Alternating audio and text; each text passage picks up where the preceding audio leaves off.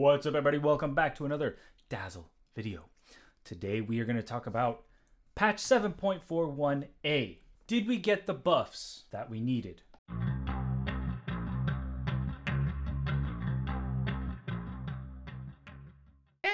As you all know, we got absolutely destroyed in patch 7.41. They took away our Poison Bloom.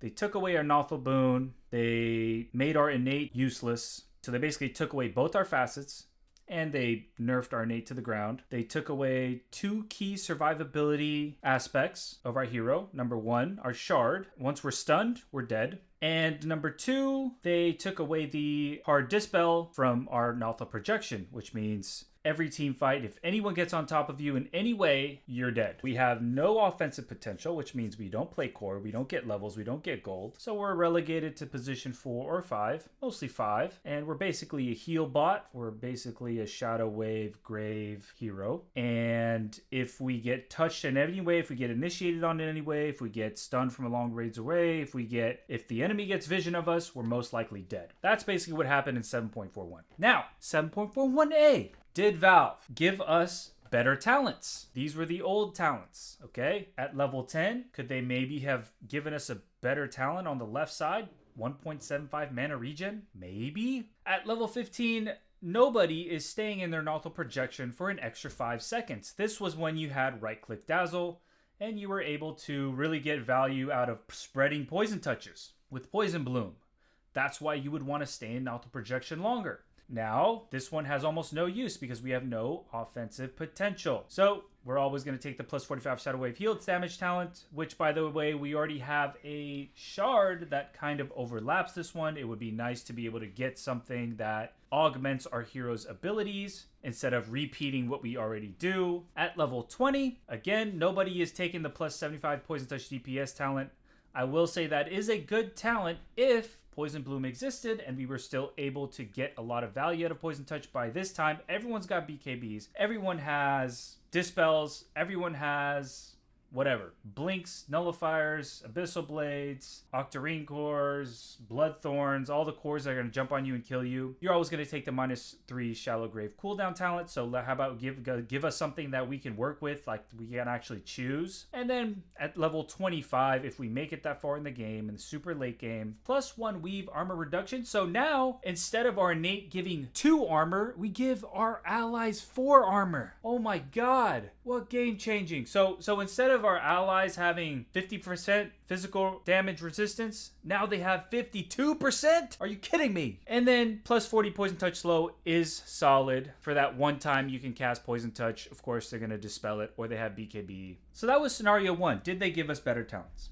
Number 2, did they give us some resemblance of offensive value? Did they add in maybe a small version of Poison Touch? Maybe the second Poison Touch actually does half damage or 70% damage or something like that? That's scenario 2. And scenario number 3, did Valve give us a passive that actually impacts the game past the laning stage? Let's scroll down and have a look.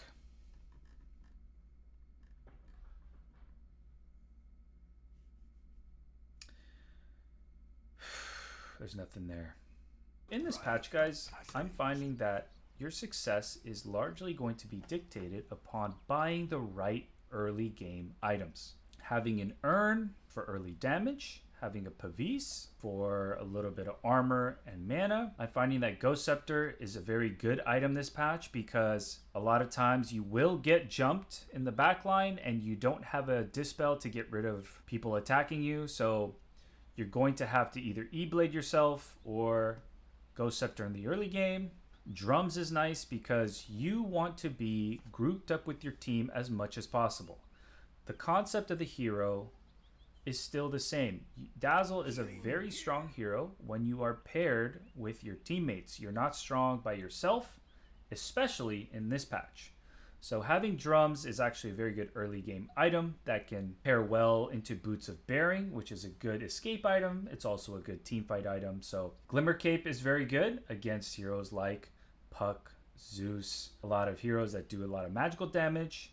If you need to get out of certain areas, such as Jakiro's ult, Underlord's Pit, Sand King Sandstorm, Force Staff is very good. Holy Locket is very good when you don't really have any crazy pressing needs. It's also a very good heal item before you buy mech into Greaves. You can also sustain your allies, and that's always a plus. Because like I said, you always want your team to be ready to fight. And that's why Solar Crest is really good. Yule's is very good against a lot of the silences, slows, ults that are going to come out and target you. Phylactery, which I have not had to buy yet because my cores have always been able to buy Silver Edges in the late game, is very good because in the late game, if you need multiple breaks, this might be a good item to have to build into Honda later on. Spirit Vessel is very good against certain heroes, certain tanky heroes that have a lot of regen. And then Aeon Disc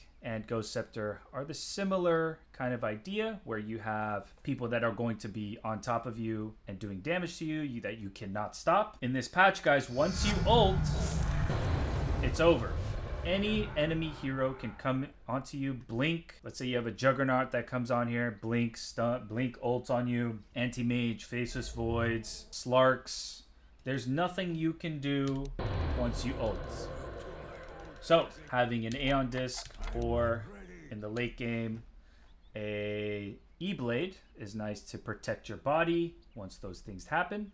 Guardian Greaves gets you another Dispel, and it's also a great way to keep your team ready to fight at any time. Blink is something that I bought in a couple games. I still would not rely 100% on it, but it's a great item if you are not confident in your ability to land your Shallow Grave. Pike is a nice way to get away from a lot of the melee cores that are going to be on top of your body when you ult. Wind Waker is the same idea. It gets the same idea as Yule Scepter, except it gives you a little bit of mobility. Lotus Orb is very good against certain lineups that have single target spells such as Pudge, Lion, Shaman. Lincoln's might be a good option if you are getting dueled, if you are getting Bane ulted, if you are getting initiated on with Batrider. Halberd is pretty nice against some of these right clickers on the enemy team such as Slardar, Jug, Troll, etc. And in the very late game, you can consider buying Octarine, Arcane, and Axe. Because our hero is so fragile now in this new patch, Aghanim Scepter, even though it still does a lot more heal, it still does damage, it no longer has that benefit of Poison Bloom. So it becomes a lot more important to buy these other items because without these other items, you're going to actually die. With the Ags in the last patch, you could be greedy and buy it because once you bought it, you had a ton of value and you could still survive with this added benefit of the damage and the heal. Now you're going to need these other items just in order to survive. So I really wouldn't recommend buying Ags in this new patch. Customizing your build to fit the enemy and to fit your own team is going to be crucial in succeeding in this new patch. As always, leave your questions down below if you have them, but I hope you guys are having a great day and good luck in your next game, sis! Dazzle. Dazzle.